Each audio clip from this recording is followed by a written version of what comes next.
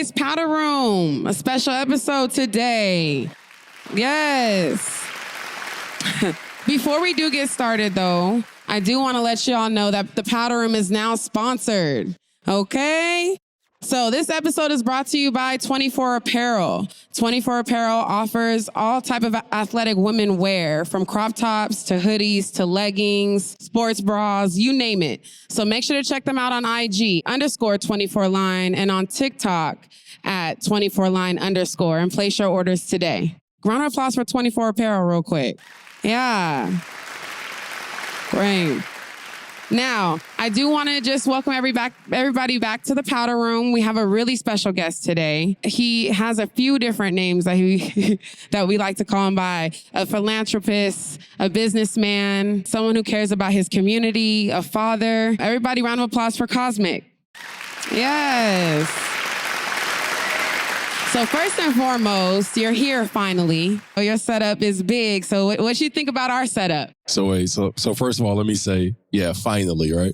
She just called me out on the sneak. We've been trying to get me in this seat for a while, right? Trying to coordinate schedules, et cetera. And I was acting real light skinned. I was like, yeah. He wasn't fucking with us a little bit at first. To you, you know what I mean?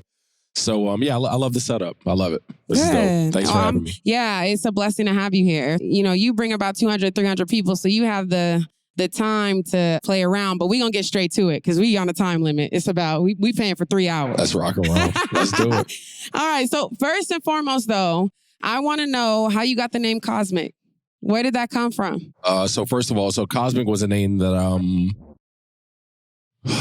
I guess I could kind of say it was divine to me. When I began to write poetry many years ago, I wrote maybe 400 or 500 poems under a chosen poet named the Poet Six, because I'm 6'6" tall. So my six was spelled S-I with 2 X's, just to signify that it was like 6 doubled up. And then when I finally got to the point of like wanting to perform and to publish work, I was like, that just looks stupid. So I was like, it doesn't make sense. Like, how am I going to explain it? Yeah. So then I just kind of searched my soul for a better, like stage name that made sense, or a name that kind of defined me or explained me, my purpose, my mission, and the art. And I just kept hearing the name Qosmic Cadence, and like during a meditation session. So I Googled it afterwards. And the only thing I could find was like some audio track that somebody had like uploaded to some website that just kept saying Qosmic Cadence, Qosmic Cadence. It was like a really weird guitar like riff behind it. That's all it said. So I just flipped the C's into Q's because my legal last name starts with a Q. So most people call me Q. So that's why I use Qosmic and Qadence. Okay. See, and I like that you brought up your legal name, because that was going to be my next question. What is your legal name? Exactly. I'm like, none of your motherfucking business, bro. What the fuck? What's the government? What's the government? Who set my whole government name on the Powder Room? That's what y'all do here? You want to know my social too? We're going to get into that. Yes. We're going to get into that. So legally born Muwak Hills, Sabri Abdul Kawi, by two incredible parents who converted to Islam in the 70s. So it's a name that my first name means one who's steadfast until the work or job is done. My middle name, Sabri, means patience. Abdul Kawi means strong. So I feel like the name actually like defines and describes exactly who I am. Yeah, it's incredible. Absolutely. You said given by 2 beautiful parents. Were your parents spiritual? Yeah, holy, yeah. Okay. Did you guys grow up in the church, or did y'all? Interesting question. Damn, the Powder Room nosy is on over. Yeah, we want to get to know you. What you here for? So yeah, so actually my dad's side of the family, my grandfather on my dad's side, started a church called Bible Way Temple in DC. It's one of the oldest Black churches in DC. That's where you from, DC. Washington, DC. DC, stand up. Nah, keep going. Amen. Keep going. And so my mom's side of the family is also deeply like religious, cotton picking territory in Virginia, like basically Southern Baptist. Okay. Yeah. Siblings? A whole bunch of them. Okay. How many did you grow up with? All of them, just about, except How the many? younger ones now. So my mom and dad have 5 between them themselves, and then my dad's got like another 5, 6, 7, 8. I don't know. Where do you fall in line? You in the middle? You at the... Of my mom and dad's kids, I'm the second oldest. Okay. So big brother. Yeah, kind of. Big brother, but a little brother at the same time, so it's kind of weird. How was the family dynamic growing up? In what Between way? you and your siblings? Oh no, we were good. Yeah? So I think that probably in the most weirdo sense, maybe nobody in this room can relate. My siblings and I never fought. What? Like never we physically fought. fought, never. I don't know where she We at. bickered a lot. So my mom would be classic for saying like, I'm so sick of the bickering. Stop bickering. Okay. But we never actually physically fought. Yeah. We always had each other's back. Okay. How is your guys' relationship now as you guys are adults still? I fucking hate them. No, they dope. Yeah? Still the same. No, it's still the same. They're really dope. So upon, trying to so I usually do my episodes with a panel of people, right? It's never like an exclusive, a one-on-one. So with this exclusive, a one-on-one. So this is weird for the audience, for the attendees. This is a little different. Yeah, this is a little Like, who is this? different. But for an exclusive one-on-one, I try to tap into my Oprah. So I was Do I trying have to be Gail or can I just be me? You could be you, or Wendy Williams. How you doing? But anyways, what I'm saying that to say is that I tried to tap in or try to find some family members because I wanted to, like, how was he as a child and how did he act? And I couldn't find not one motherfucking family member on your page. I'm looking around like, is one of these motherfuckers about to pop out? I couldn't find not one family member on your page. It's almost like they're ashamed of me, huh? You be trying to hide them? I just keep them out of my business. That's all. Because I think there might have been a cousin that commented. There are a whole bunch of them. And I asked her, I requested her, but she probably like, who the fuck is this? Yeah. She's like another goddamn weirdo that follows the Qosmic dude. Because I was trying to get some information, but you keep that private. Is there a reason as to why? Actually, I don't hide them. I don't keep them private. I think that probably for the most part. I was saying to somebody else recently, like, it's crazy when you tell somebody that you're something, like whatever it is, like, oh, I'm a rapper, or I'm, you know what I mean? You start to present yourself as the guy on social media who's like rapping now, or doing poetry, Instagram modeling, like whatever it is. People don't believe in you until they see other people. They don't believe in you, but they don't fly your flag until they see other people flying your flag. Yes. So I think that I probably shocked my family more than anything else. Like, I never sang for them. I never performed poetry. I had no idea that I was doing all this, like had all this artistic stuff bottled up. So when I moved out here, I became Qosmic Cadence. Qosmic didn't exist in DC.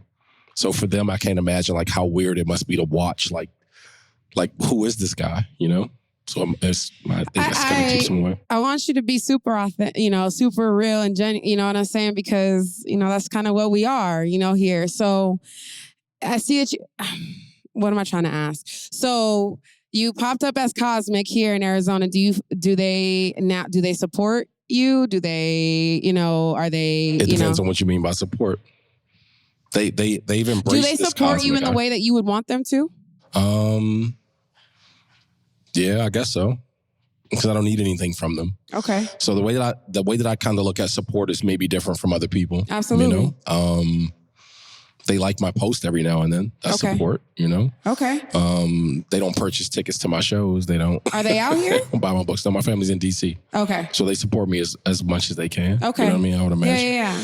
But I don't necessarily need them. I started a clothing line a couple years ago. Many of them purchase, shirts from me and stuff like that. So they support in the ways that they support. Okay. So that they can. What made you create Poetic Soul? What was the thought process behind it? So when I moved out here to Phoenix, I moved out here in 2012. And I was managing operations for an entertainment company at the time that hosted a performing arts competition at Disney World 3 times a year. So I got a chance to travel the world with them, scouting for talented kids that wanted to act, model, sing, dance. After that was like 5 years on the East Coast, they shut down that office and they were like, well, we got an office in Phoenix already. It's been really nice knowing you, but we know your family's here, like your life is here. We'll see you around. And I was like, what? My bags are packed. Like, when do we leave? And I never visited Phoenix, or Arizona ever. But I was like, my notion was kind of, let me just get out there and like see what it is. And if the opportunity doesn't work, then it's cool. I can always come back home. So when I got here, worked for them for like one more year, I really fell in love working with them with the idea of just creating platforms for other people to shine on. And when I got to Arizona, walked away from them after a year, I was like, kind of torn between like, what am I going to do next? And I was like, well, I guess I'll be a poet. I have like 500-600 poems in my phone or written that I've never shared with anybody. I'll just publish books finally and figure out like what it means to be a poet. And I began to go to open mics here in Arizona. They were kind of sparsely spread out, like different ones if I could find out about them. And I just realized that the open mics were trash. No offense to like the open mics back then, but they were all weird little places with a microphone and some speakers, and folks are just coming up to read. Most of the people were hanging around outside. Most of the folks who were in the room was like 3-4 people, but they were waiting for the other person so they could drop them off at home or, you know what I mean, like whatever it was. So there was not like a lot of love and support in the room. And I just felt like the reason for that was because there was no community created around it. And there was no structure to the actual show. And that skill set I learned working with that entertainment company. So I just felt like if I could use that skill set, I could help to create a need for people to want to come out and actually support the local artists, because the artists were incredible. I really believed in the talent of the artists that I saw at that time. I was like, man, Arizona's got some really gifted people, for right sure. People, right? But there wasn't nothing to show really give them the platform that they deserve. Yeah, absolutely. So that was my motivation for starting Poetic Soul. Yeah, absolutely. When you first thought of the show, did you have a target audience? Did you have a target people that you, or just everybody was welcome? Everybody. Yeah. Yeah. Okay. So I know that every Wednesday, the production is a little bit different, right? Where you have different tributes that you do. And first of all, there wasn't always tributes. Yeah. So tell me about the work behind that and coming up with the production. Yeah. So I think that what happens when you start anything is that you're just starting it. Even with a job, you start a job and you're thinking like, this is the easiest job I've ever had, or like, or I'm going to really hate this job because they don't really have me doing much. And the more you do it, or as time elapses and you go through the motions, you just kind of figure out what works, what doesn't work. And that was, Poetic Soul was no different. Yeah. So I would just kind of get the opportunity to sit back and observe and monitor the show and the format and structure of the show, and kind of pull from the things that really, really worked, while at the same time eliminating some of the things that didn't work.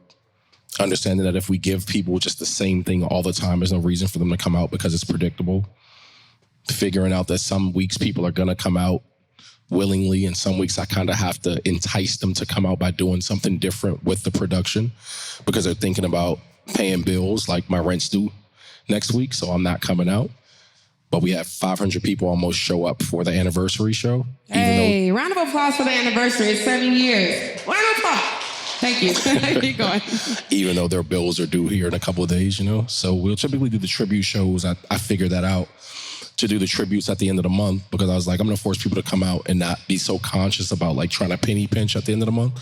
If you're going to throw some money away, throw it away with me, not Scottsdale, So yeah, absolutely. And like we were talking about earlier, people don't understand the process of coming up with a different production every week, or every month. I only do it once a month. So every goddamn week, it's crazy. It's work. So absolutely. Have you, I think you kind of already answered this, but you haven't always had a large amount of guests attend Poetic Soul, correct? No, we've always been over to... No, we didn't. So the first show, actually, we had 120 people show up. I was like, man, this is lit. This is crazy. And then obviously it fluctuated. Like, we up and down. Like 90 people the next week, and then maybe 50, 60. We just had this roller coaster for like inside of the first 7 to 8 months, where it was just up and down. Yeah, but that's natural. Those times, and that's what I'm saying. Have you ever been a kid or were you ever growing up the type that was scared to fail? Embarrassed to put yourself out there? Of course, like everybody else. Never. I was never. Oh, never? Oh, well, I like always most put people. myself out there. Yeah, like most people, then I won't speak for you.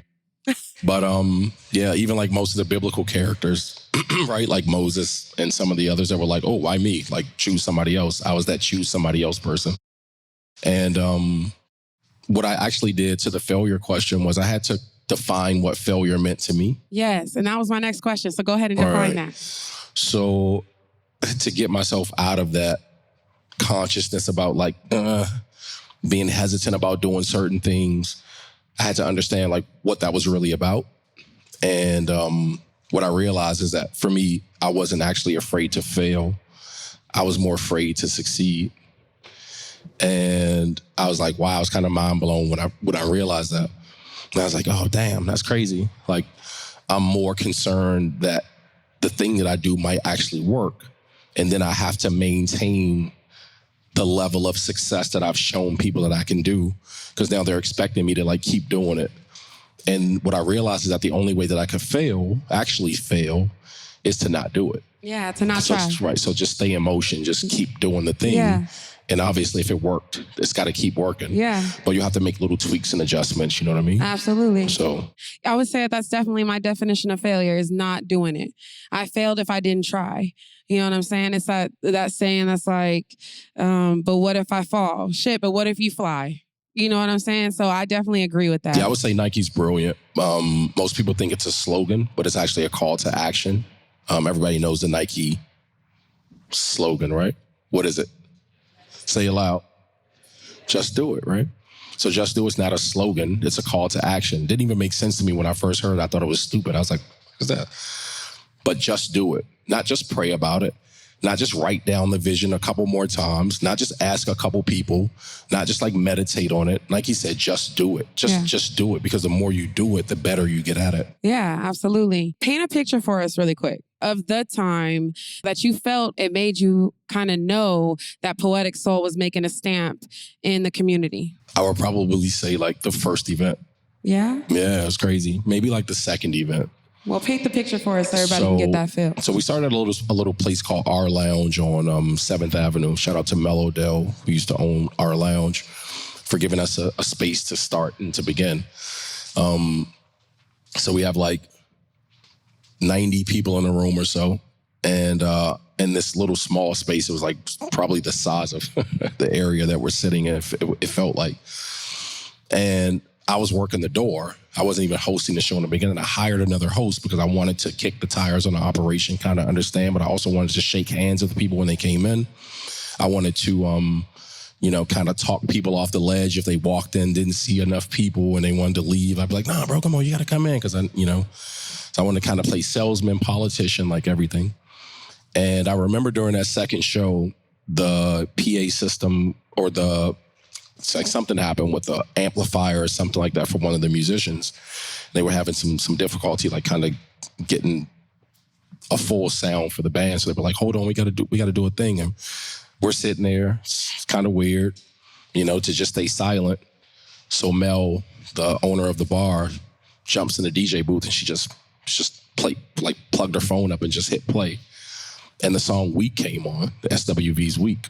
Oh, okay. And that was the first sing-along in Poetic Soul history. Everybody in the room just took it. And I was like, holy shit.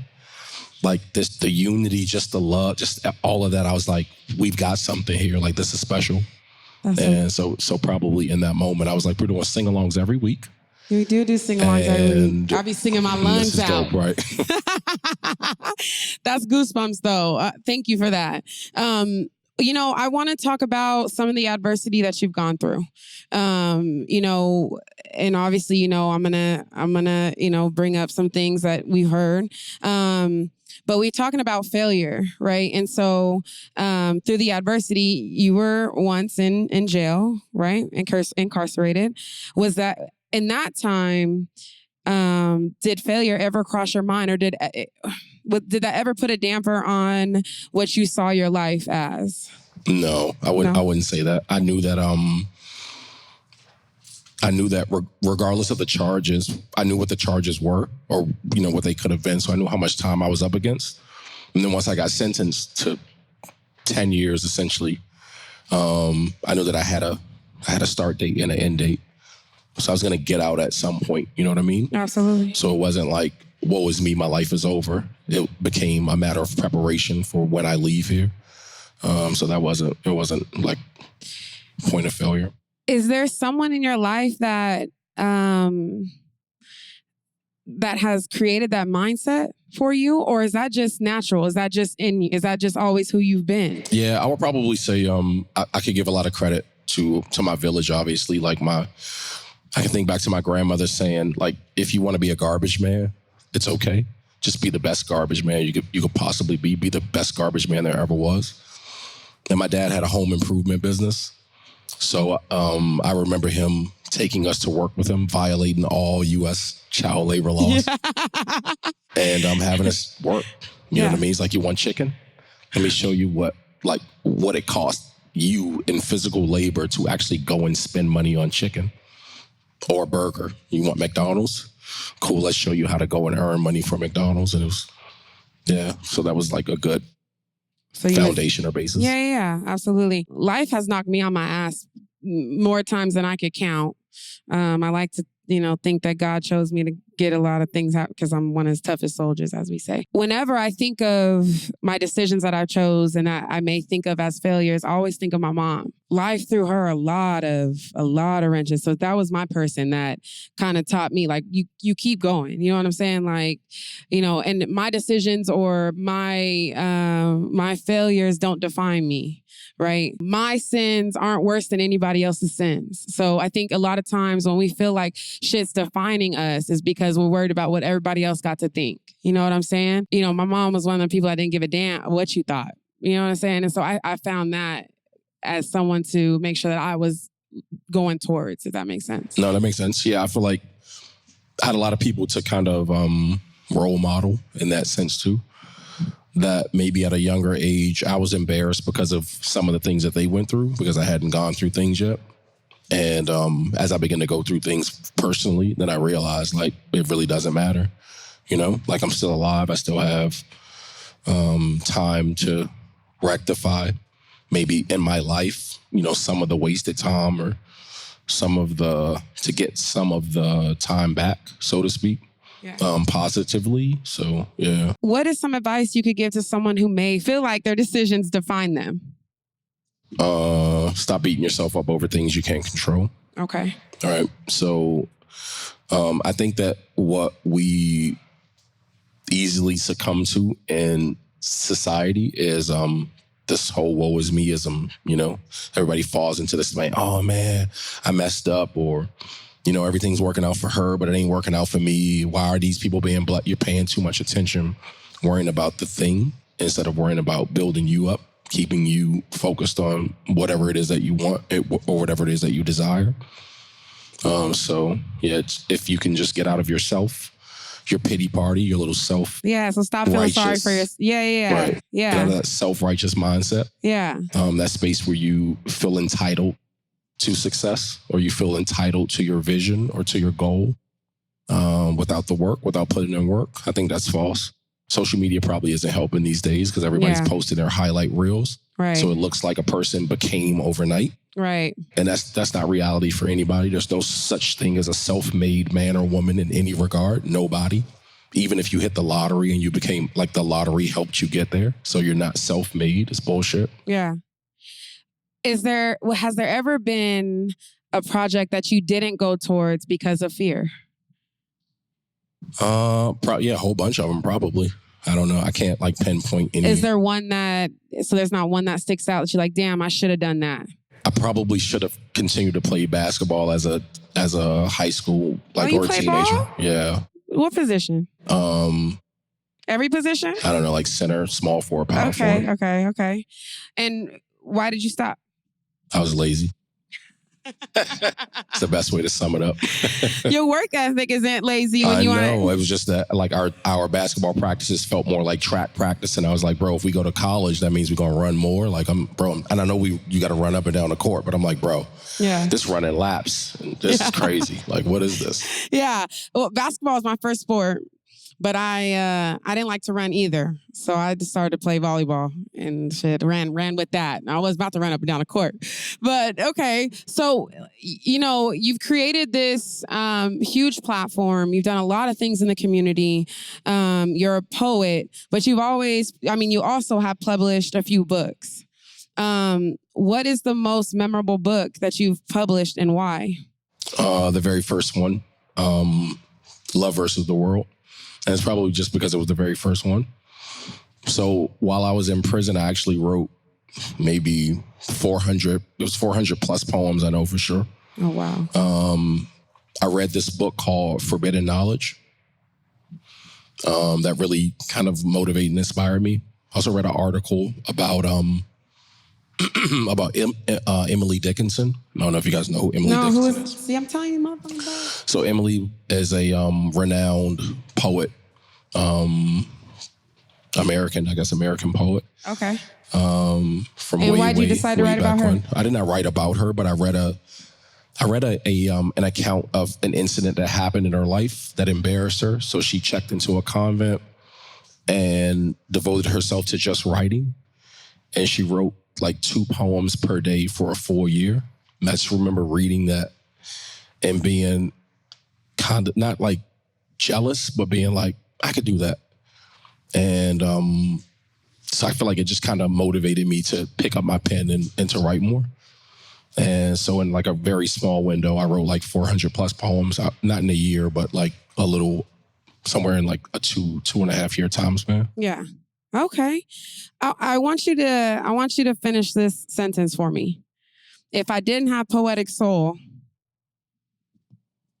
If I didn't have poetic soul, I'd be doing the same things I was doing out here in Arizona prior to poetic soul, which was community activism, going into like the art centers and local schools here, wanting to inspire the youth through like the creative arts. Yeah.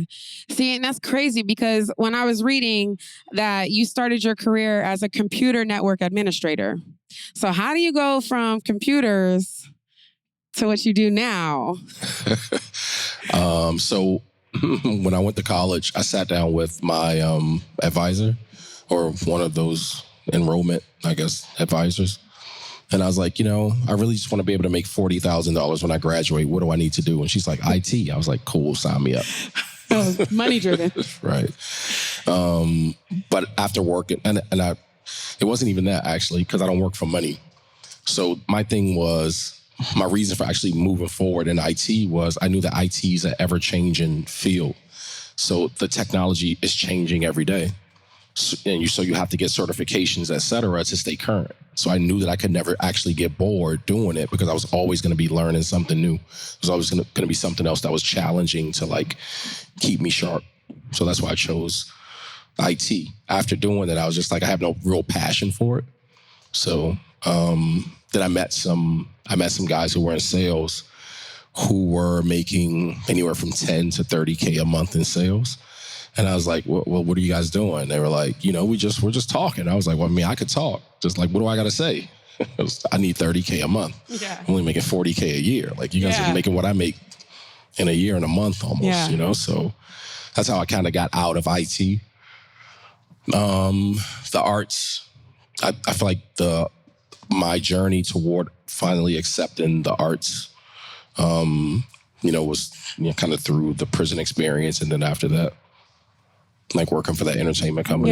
Yeah. Why do you feel like that's a big thing to you, is working with the youth or giving people a platform or helping, helping other people succeed? What? Because my love language is acts of service. I come to find out. That's like one of my favorites. I'm just driven by like helping people. My mom was a teacher, growing up, or had ambitions of, obviously she was my first teacher, but while I was in elementary, she was a teacher's aide, substitute teacher. So she was always kind of like the community mom, because that's just how the hood was. Like all of our moms were like our moms, my friends, right? But she was, even going into the schools and, being an inspiration and a role model to other people's children that way. So it just kind of felt natural. I feel like I'm her in a lot of ways. Absolutely. And the show ain't about me, but I like us to kind of give each other our stories. I've been coaching now 11 years and I'm coaching the youth. And I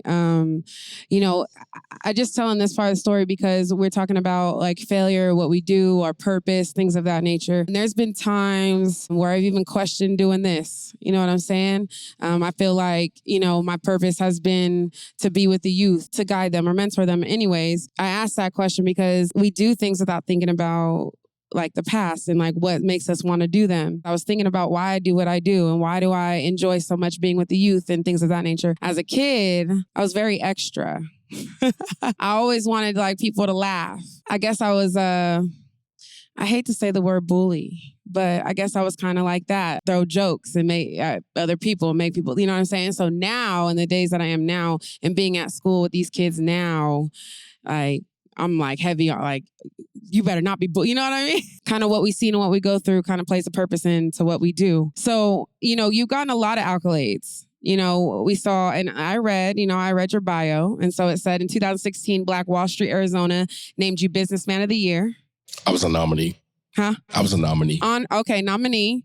Okay, but still, that's big to be nominated in that. To be recognized is incredible. 2017 Urban League Young Professionals put you in a list, right, of the top 40 diverse business leaders. With all of these accolades that you've gotten and all the stamp that you're making in the community, what could you say? What do you say is your true purpose in life? And do you feel like you can have multiple purposes in life? I think that you can have multiple paths, but they'll probably all lead you back to the same purpose. Doesn't mean that you have to kind of pigeonhole yourself into doing one thing. Your greater purpose it's possible to serve it like in a number of different capacities. Absolutely. But I feel like my purpose is literally to inspire people to act and not kind of hold back. So I just like to use everything that I have to create spaces for people and create opportunity for people to shine because it's been done for me. And I understand how powerful it was when it was done for me. So I feel like that's my purpose. My purpose is to kind of take the mantle and run with it. You've definitely touched people that don't even know you. I didn't even know you, but just what you did and what you brought to the community played a part in what I wanted to bring to the community. So, that's amazing. Giving you a little bit of your flowers now, I know when we first talked about having you on the show, you're like, I'm not that type. The humble is motherfucker. You ain't humble is motherfucker. You know what I'm saying? But I want you to know that, what you bring to the community is dope. And if you guys haven't been to Poetic Soul, you need to go and check it out and be there and see the love, and I think, that's what I feel when I come there, that I could be my true self and that I can sing at the top of my lungs in the crowd and no one, who cares? You know what I'm saying? So definitely thank you for that. Right now what we're going to do is I'm going to open the mic for anyone to have questions for Qosmic while we set up his mic for him to perform. He's going to perform a poem for us. So if y'all have any questions, we're going to do that. We're going to play a little bit of music until we get the mic set up, and then we'll go into intermission. Okay? The Powder Room is now sponsored. Okay? So this episode is brought to you by 24 Apparel. 24 Apparel offers all type of athletic women wear, from crop tops to hoodies to leggings, sports bras, you name it. So make sure to check them out on IG _24line and on TikTok at 24line_ and place your orders today.